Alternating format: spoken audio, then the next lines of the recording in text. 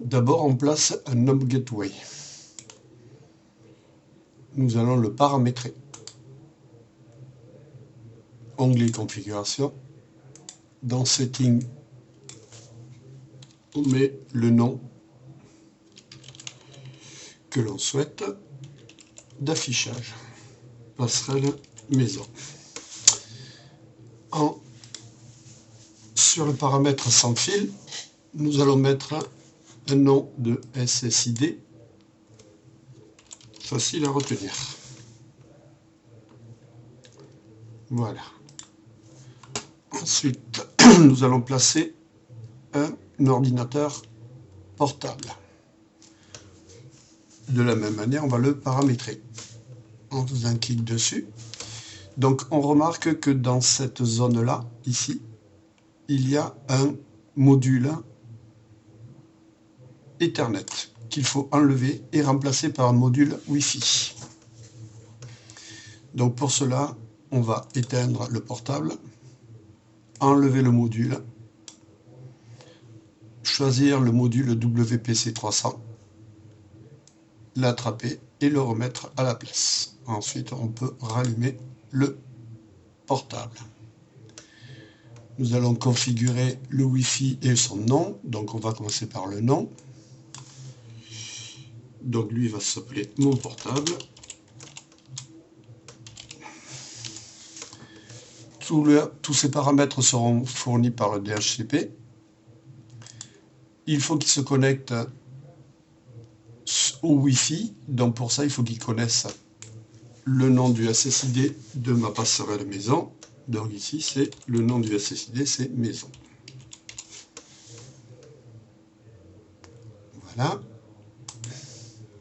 Au bout de quelques secondes, doit apparaître une connexion Wi-Fi.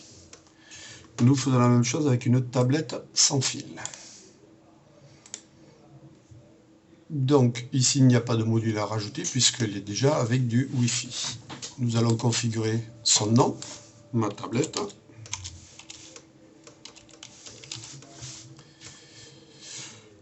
Les paramètres lui seront attribués par DHCP. De la même manière que pour le portable, il faut qu'il ait le nom du SSID pour qu'il puisse se connecter sur le Wi-Fi. Voilà. Donc au bout de quelques secondes va apparaître la connexion Wi-Fi. Maintenant, on va mettre le détecteur de mouvement et le paramétrer. Donc celui-là il se trouve dans les composants de la maison, ici, et le paramètre de mouvement c'est celui-là. Un clic pour le paramétrer.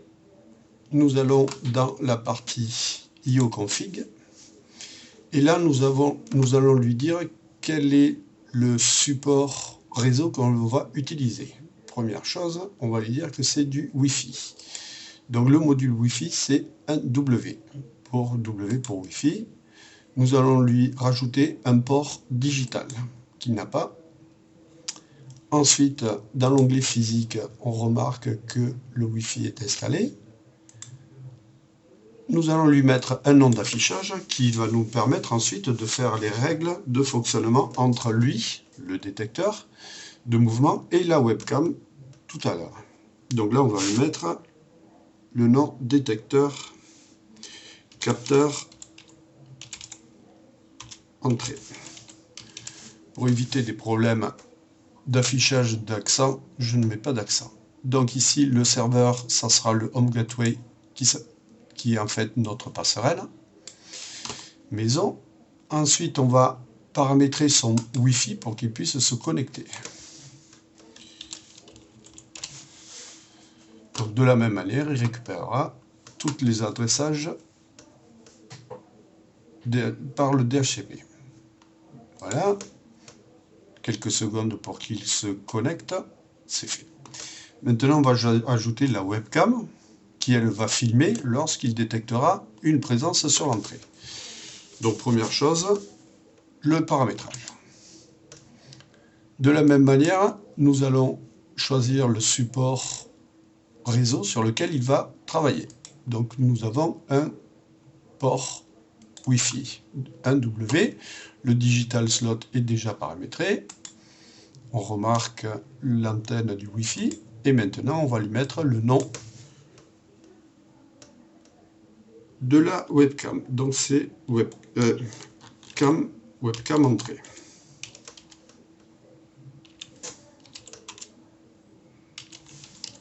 De la même manière avec les accents. Donc il va se connecter sur le IOE Server Home Gateway et l'interface Wi-Fi dans SSID. Voilà. Quelques secondes pour qu'il se connecte.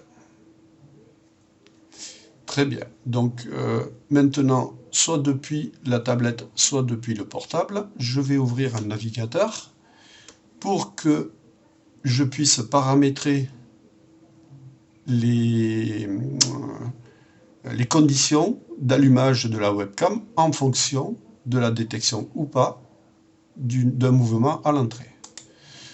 Donc pour cela, j'ai pris la tablette, je vais dans l'onglet Desktop, et là, j'ai le choix, soit je fais un web browser, soit IO Monitor, qui va se connecter sur Home Gateway, que l'on voit ici. Les mots de passe par défaut et l'adresse sont corrects. Et là, on voit les deux objets qui sont connectés, le capteur d'entrée et la webcam à l'entrée.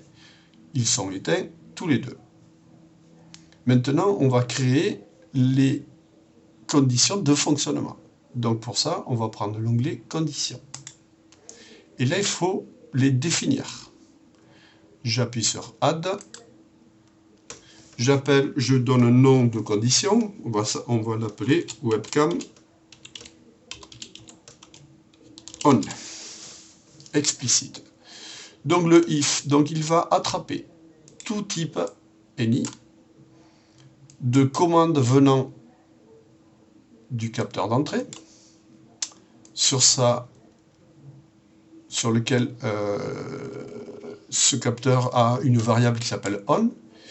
Et cette variable on soit est vraie, soit est fausse. Donc là, je vais prendre, quand il détecte une entrée, ça veut dire que cette variable on va se mettre sur true. À ce moment-là, la webcam doit être mise en action. Je valide. Je crée une deuxième action, une deuxième condition, qui va éteindre la webcam quand le capteur ne détectera plus de mouvement. Donc de la même manière, on va l'appeler webcam off, qui détecte tout type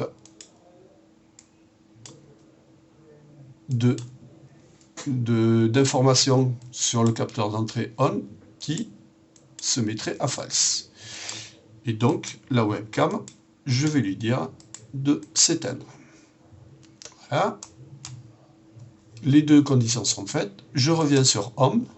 Je déplie les deux composants, les deux objets connectés. Ils sont tous les deux éteints.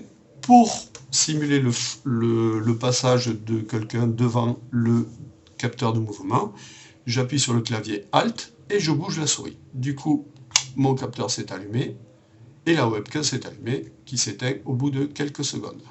Voilà.